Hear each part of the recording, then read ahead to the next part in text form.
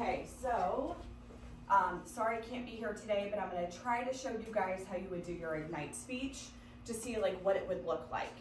The first couple of slides are going to be introduction and background on your actual event.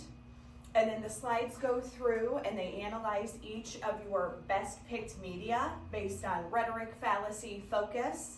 So what I did was I usually used about 2 slides per resource.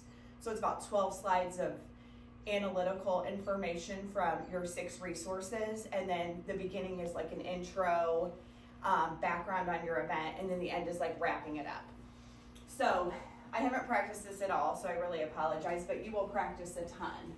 So let's see if this will do what I want it to do. There we go.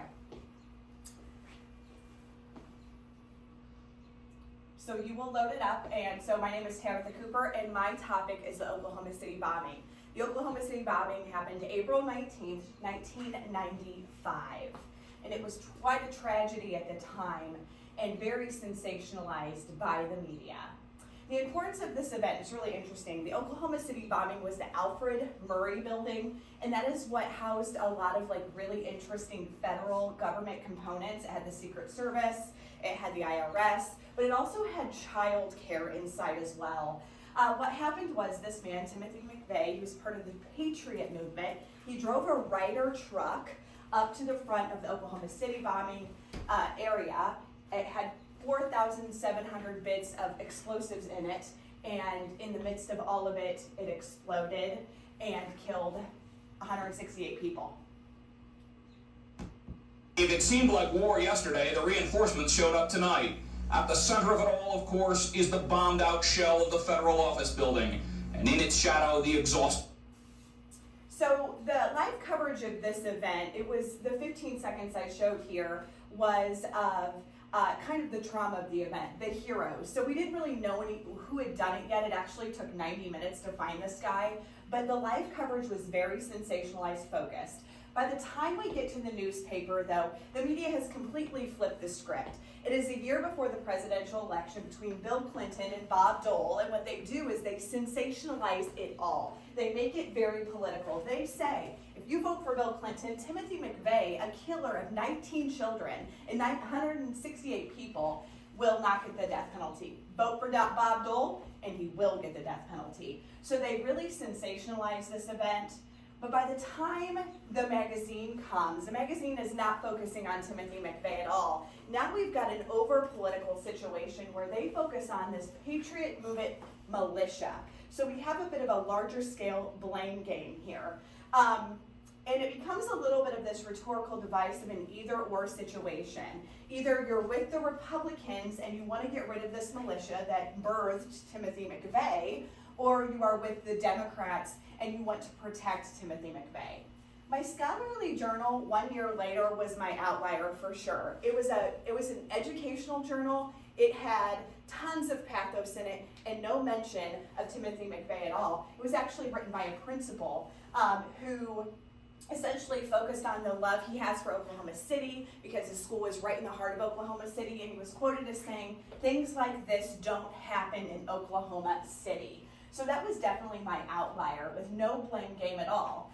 So then we go a little bit further into 12 years later with my book, Patriots, Politics in the Oklahoma City.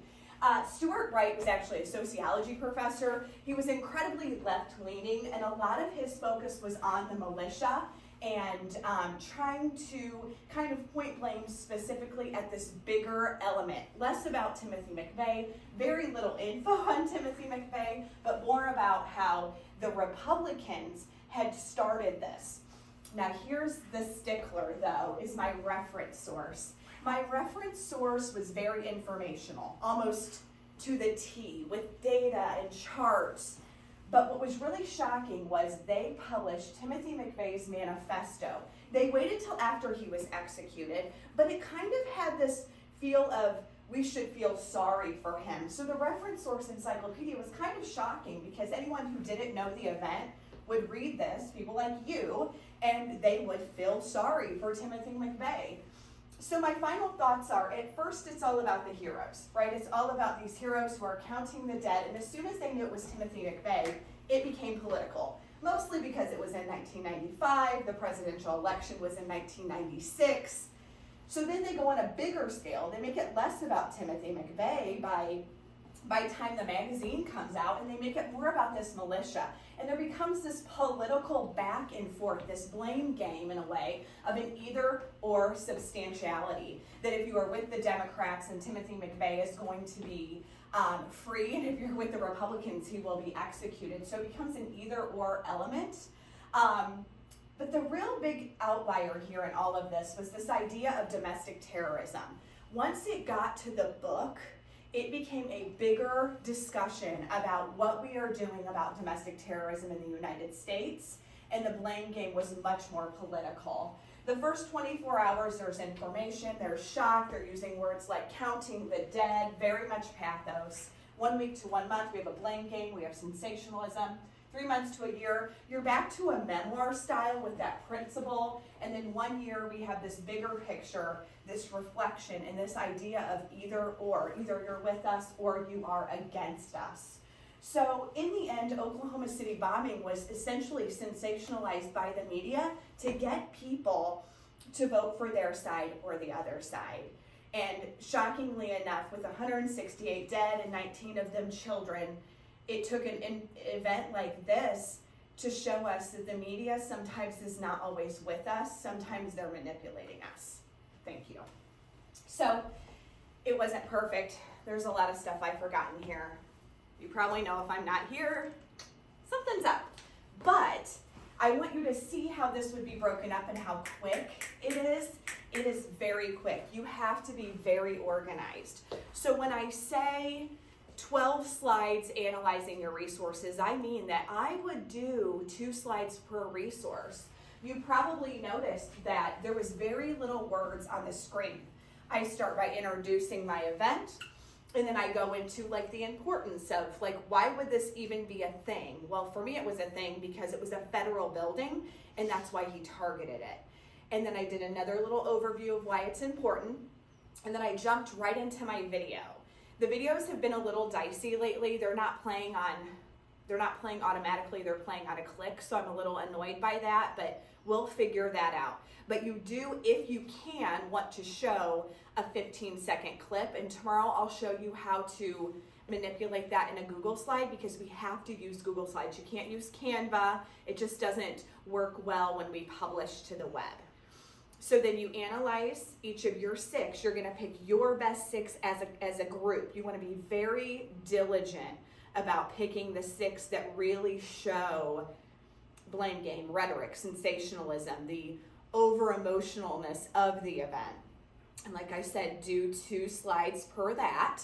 And then you wanna do a wrap up. You'll notice how I kind of did from this source to this source to this source at the end, you know, where it was like sensationalized, and they found out that it was Timothy McVeigh, then they made it about the Patriot movement. And then your last slide should be an overview of like how you saw the media changing over time based on the information. So all in all, it's 20 slides, it's 15 seconds transitions. Tomorrow I should be back and I can kind of talk you through all that. If you have questions, let me know. You have today to finish your annotated bib and get it to Google Classroom. All grades are updated, ad analysis papers are done. For the most part, they were very, very good. I was very impressed. But we'll continue to work on a few things, such as using transitions to help with flow when I come back. And I'm sorry, but if you have any questions, though, you can email me. Thank you so much. Hey, and Mr. Cooper had these shoes made for me for St. Patrick's Day. Ooh, bam. They are special customs, and I wore them today, and I really wanted to show them to you guys because, you know, I'm Shoeless Joe right now, but I'm not here, so now you've got to see them. Hopefully you saw them. Slay the day.